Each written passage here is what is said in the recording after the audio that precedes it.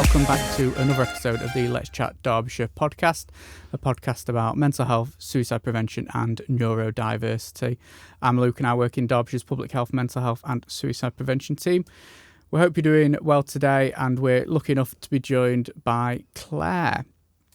Today we're going to be talking about, which can be a difficult topic, around suicide, losing a loved one and the surrounding mental health effects of that. And we'll also be touching on an amazing organisation called Mentel near the end. So Claire, just to kick us off, how are you doing out of 10 today? Not great, to be honest. It's not been a good week, but I am looking forward to obviously sharing my story and showing people that things can be done from the worst moments of your life up to the new day. Yeah, that's great. Thank you for sharing. I'm sorry to hear it's been a bit of a crap start to the week. We all have good days and bad days, so exactly. It's just getting on with it and looking forward to the next bit. Yeah, definitely. Just to get us started then, if you wouldn't mind just giving us a bit of a introduction to who you are and what's brought you here. Well, I'm Claire. I'm 38 years old, and 2.5 years ago I lost my partner to suicide. And unfortunately for me, he did it at my home that we shared at the time, and I found him. And it's one of the worst nights that I'll ever have. It's an experience that I wouldn't wish on my worst enemy. But it's took me a long time to get where I am today. I've had a lot of issues, obviously, with my mental health, working, etc. I am happier than I was, but it is something that I'm never going to fully recover from. It's not something I'm ever going to get past. Yeah. But I have put that to good use now. I've done several mental health training courses. I've done suicide prevention, suicide bereavement. I've also done my level 2 in counselling. I'm training to be a mental health counsellor. And I've also done my peer support training as well. So, I think if I can bring one good thing out of his death, then he's put me on a new road to help others. And that's what I look at nowadays is if it hadn't been for what he did, which, it's it is an awful thing, but I'm hopefully changing other people's lives so that they don't end up like he did. Yeah. What if you don't mind sharing? No. What was it like? When for those, I guess, first few weeks for you. That night, I couldn't believe it. I could not believe it. I'd spoke to him a few hours early. He seemed happy. He smiled on his face. Yeah. He's one of them persons that I would never have thought of done something like that. And then to find him like that, I had to do CPR, which is not something I've ever done. So that's another thing that I want to train in. Yeah. But that night, there's a lot of stuff that I can't remember, but there's a lot of stuff that I'll never forget. And since then, I think I had 2 weeks without my 3 kids. Wow. I had 2 weeks because I couldn't cope mentally, physically. I couldn't look after them. I'll be honest, if it hadn't been for a lot of my friends around me, the support that I've got, my sisters, my mum and dad, and my best friends, I don't honestly know if I'd still be here. Yeah. I have attempted. Yeah. Is you just want to feel something. Yeah. And all I could feel was numbness. And I got to the end of the 2 weeks and I was craving to see my kids. I just wanted normality. Yeah, when it got back after that 2 weeks stuff, did I guess seeing your kids and stuff start to help a bit? Yeah, I mean, I will make this clear. My kids weren't my partners, so obviously they spent 2 weeks with a dad. But having to know that I've got to get up in the morning, I've got to see to the kids, having that and forcing yourself out of bed for them kids. All three of them might not live with me. My daughter lives with her father, but they are main reason that I am still here. I'm living for them. And he adored them, especially my youngest, which it really hit him hard. We hadn't got any support groups for suicide bereavement in Chesterfield at the time. So I went to one in Sheffield about 3 months later, and I just didn't click with it. I'm not saying which particular group, but I just couldn't click with it. It's not what I was looking for, what I needed at the time. And I was actually thinking about setting up my own group in Chesterfield because we hadn't got anything like that. And I'd been speaking to people. Until you admit your story, you don't realise how many people that have had that effect, had that happen to them in one way or another. And then I was walking past SES in town one day, and straight in front of me on this metal gate was an advertisement for SOBS, which is Survivors of Bereavement by Suicide. They was setting up a group in Chesterfield, and I was like, Claire and Beck, they are the organisers for the Chesterfield group, and they are absolutely fantastic people. I honestly, that group, them people in that group are my second family.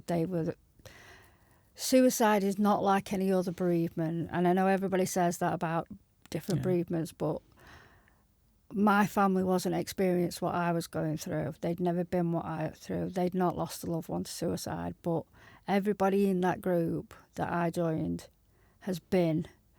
They're either 10 years, 15 years, 3 months, 2 weeks, 2 days. It doesn't matter because we're all supporting each other.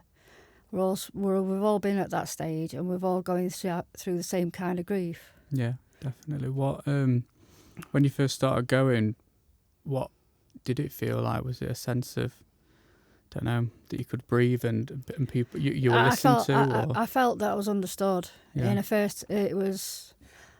first meeting was in July, and my partner took his own life on the 14th of January that same year. So having been in a group, I didn't talk for the first time that we went. It's once a month, so the first month I just sat and listened to everybody else, and it just felt normal. Because when you're talking to your parents or your friends, they don't understand. Yeah. Because it's not anybody to them, really. I know that sounds horrible, but I loved him, and he was a big part of my life. But they understood what it's like to lose somebody that you love. Yeah. Somebody who's been a part of your life to suicide. I mean, at the time, I was the only person in that group that had actually found their loved one. But saying that, it was still nice for them to understand all the questions, the unanswered questions I got. Yeah. Everything that I was dealing with, they'd either been through it or they was going through it themselves. So it is a family, and we call it the club that nobody wants to join. Yeah. Because, like I say, I wouldn't wish it on my worst enemy. No, and it's so unexpected, isn't it? I think, the one thing that you hear from people that are bereaved by suicide is you just wouldn't have known. I didn't expect even begin to think how difficult it must be to lose a loved one. I've lost friends, and that's been hard enough, but to lose a loved one, that must have been. I mean, don't get me wrong, he was my partner, and people have lost their sons, their dads, their brothers. I'll never understand that sort of loss, and I don't want to. But having that group is one of the best things that's happened to me, and I don't go as many meetings now because I'm now doing something else. But I know that if I ever need them, they are there for me. It's lovely. And like you said, it's nice. It's like a progression, isn't it? And you can go as much or as little as you want. You can talk as much or as little as you want. I mean, last year I was one of the school mums who messaged me and asked me. She says, "Do you run SOBs?" I said, "No, I just volunteer and I go to groups." And I got talking, and she'd lost a brother a month before, and I took her to her first meeting, and she's been going ever since. Wow, it's lovely, and I guess out of such a tragic time of people's lives, you can still come together and meet friends still and create those relationships that can help you get through it. What else helped you get through such an awful time? Putting one foot in front of the other, to be honest. Living for what come next. I've got 3 kids. One's about to be 16, one's 13, and one's 8. So they've got big milestones to come, and I don't want to miss out on them. I don't want to miss my daughter finishing school, my son graduating college. I don't want to miss these things. Yeah. So I try and do as much as possible. I've actually created a bucket list over the last 2 years. And I've been doing stuff off my bucket list. I've done at least 3 every year to get off my bucket list, because I want to do everything that he might have done it, but there were also stuff that he hadn't done, and he's never going to get time to. So I'm just living for today now, and I'm living for them.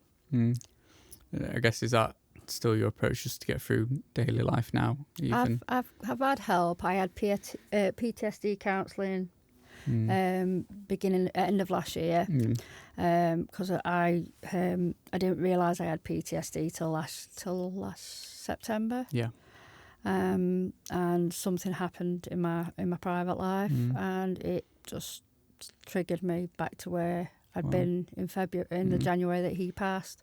And I went to PTSD counselling, and it's amazing what talking to somebody that you don't know, doesn't know you, doesn't know the situation, but can help you put things in perspective.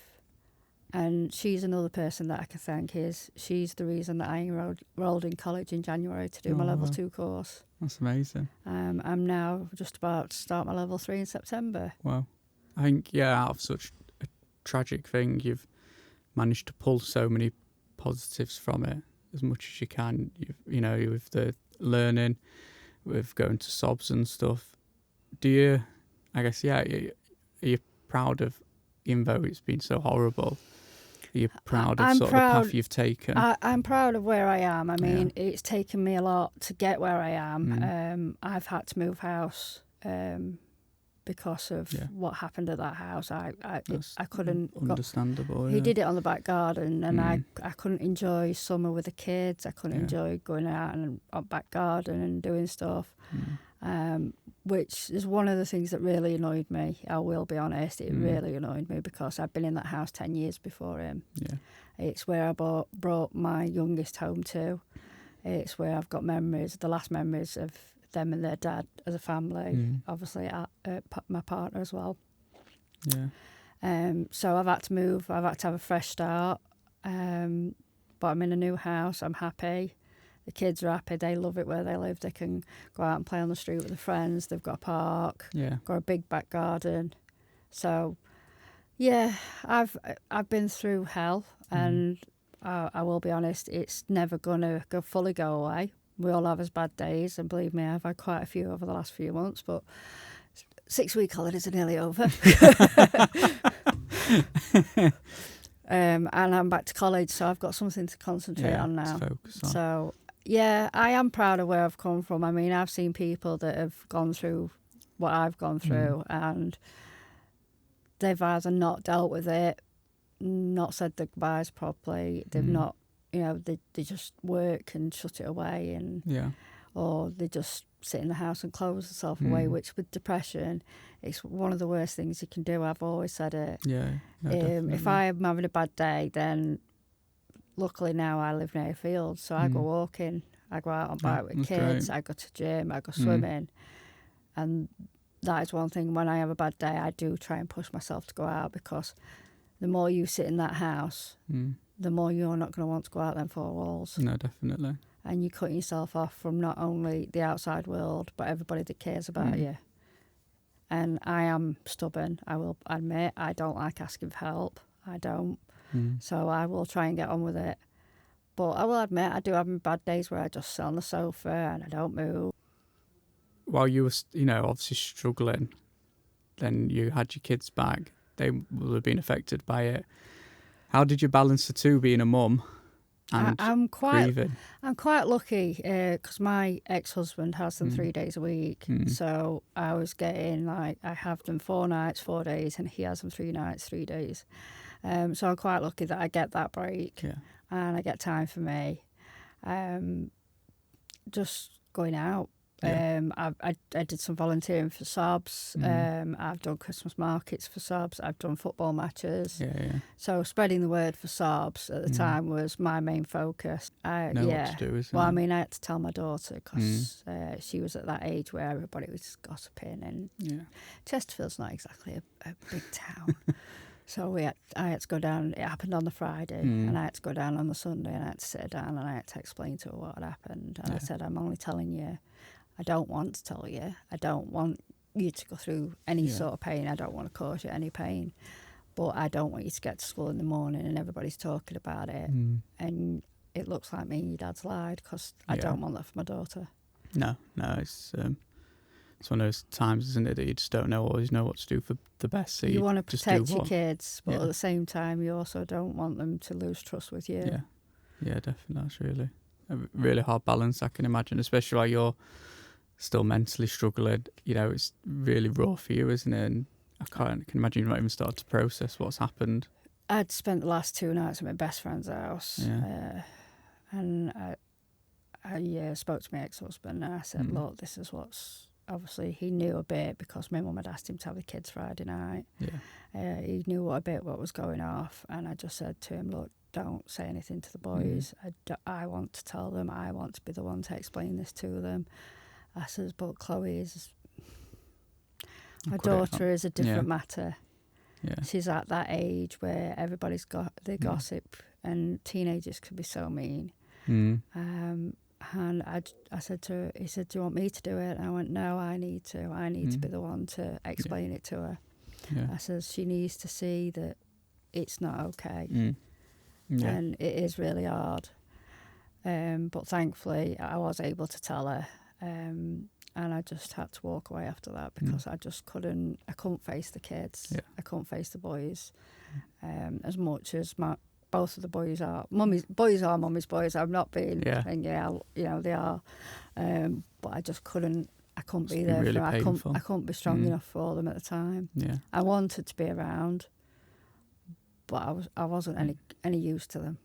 I think that's not a bad thing, though, is it? That I needed to make sure that I was strong enough to look after them and not fall apart every time they just put their hand on me or hugged me. Yeah, I can imagine that must have been really hard for you to walk away. Yeah, my kids are my life, so it's... Yeah, that must be really tricky. I guess, looking forward past the sob stuff, what else have you been up to? Well, through SOBS, I met a fantastic lady called Jo Meller, and she works for Men's Mental. And she lost her son to suicide. She's actually done a previous podcast with yourselves. The first one. Yes, the very first one. I met Jo at a meeting. She was coming to tell everybody about Mental and how it was set up and that. And I said to her, I'd like to be involved. She lost her son to suicide, as I've just said. So we're both in the same boat. We both want to change, because men are brought up to, stop crying, your man, grow up. And the thing is, it's hard to get out of that when you're older. So I asked her if there's anything that I could do to help Mental, that if it stopped one person from having to go through what I went through. So I want to get out there and I want to make a difference, and I started volunteering for Mental. I now volunteer for Mental for the past year. I set up pubs with our campaign, which is TYBB. It's Turn Your Bar Blue, or as we like to call it now, Turn Your Business Blue. We ask bars to put beer mats, posters, leaflets up, and put beer mats out. Every month we ask them to put them out for 1 week of a full month. 45% of our referrals come from them beer mats. Wow. And if they're out all the time, they come part of the furniture. Whereas if you put a beer mat out that's just there for 1 week, people take notice of it. We're also doing cafes, barbers, gyms. So we wanted to make a difference. And Mental covers Derbyshire, Stockport, Leicester. They're starting in Nottingham soon. So it is taking over. And from one person that set it up so many years ago, I'm in awe of her. She's amazing. Great. Mental. So we commission Mental for the men's support group across Derby and Derbyshire, and the work Mental do is incredible. So you've got one side which is working with the businesses, trying to promote it, and then on the other side you've got the weekly peer support facilitator led. And I think that's what makes them special, is in each group here has a trained facilitator, someone who can support people through that process and can manage, the room. Most of them are actually dealt with mental health, suicide. Yeah. A lot of them have come through mental health, haven't they? Yeah, they have. I mean, I wish I could be a facilitator in Chesterfield, but obviously I can't because I'm female. But we are wanting volunteers to facilitate groups. They help so many people, so many different companies, families, etc. Finding the time and the courses I want to do. I want to do first aid. Obviously, doing CPR and not knowing what to do is one of the scariest things. And it must be so traumatic for you. It is. I do try and replace that memory. Finding him, CPR, etc. I've done counselling to replace the memories. I always replace with a good one, which is actually saying Matlock. So that does help. To do first aid, one of my top ones is actually British Sign Language. Amazing. I want to do British Sign Language. And everything you've done, I think, is just phenomenal. Yeah. And you've got obviously the path going forward. For anyone listening that may be struggling, that may be recently bereaved or, maybe been a while ago, what tips or just pieces of advice would you give of someone who has been through it? As somebody who's been through suicide, bereavement of suicide, whether it's 10 hours, 10 weeks, 10 months, 10 years. I know people that go to sub 20 years later and still affects them now. And you are male. We do need you to talk. We do. And it's an open, and our support groups are on a Monday evening for everybody. So I can't praise them enough. SOBS is something for everyone that has been through the worst time of their life, whether it's your brother, your friend, your mate's mate. It doesn't matter who it is. If that's affected you in some way, go to SOBS. Go to SOBS because they will make you feel like part of the family. Mentel, if you do want to volunteer, Mentel are on 100%. Facebook. Yeah. We do need more volunteers, especially in Chesterfield. Like you said, men just need to reach out more. Yeah, I mean, our logo, it is on the back of my jumper and it's Men Let's Talk. Yeah. Because I will be honest, men are brought up to keep the feelings inside, not to talk, shut it off, you're a man, you're not supposed to. That's how the older generation works. And now we're getting to a generation where men do actually talk and they are expressing themselves and probably in different ways, like you said, LGBTQ, they're expressing themselves, but just because you're different doesn't mean you don't suffer as well. So just get the help. Even if you don't think you're depressed and you just want to socialise with somebody, a lot of people don't actually realise they're depressed. So just give it a go. What can you lose from it? Yeah, no, definitely. And just for anyone who is bereaved by suicide and does need some counselling or anything, we do have the Tomorrow Project in Derbyshire, which offer counselling and those sort of supports. Just keep putting one foot in the front of the other. Yeah. Put yourself first. One of the things I would say is I've learned in the last 6 years since being divorced as well is you need to make time for you. Something for you. I say it to all my friends now. You need. Go out, go for a swim, go for a coffee with your friends, go for a walk. It don't matter where you go. Just make time for you. That's the best advice I can give you. Yeah. I mean, I go and watch football every fortnight. That's something for me. That's my area. Yeah. Thank you for that. And we'll pop all the links in the description so you can just find what we've spoken about easier. But thank you for your time. Thank you for inviting me. No, it's been great. So you've been listening to the Let's Chat Derbyshire podcast, and we look forward to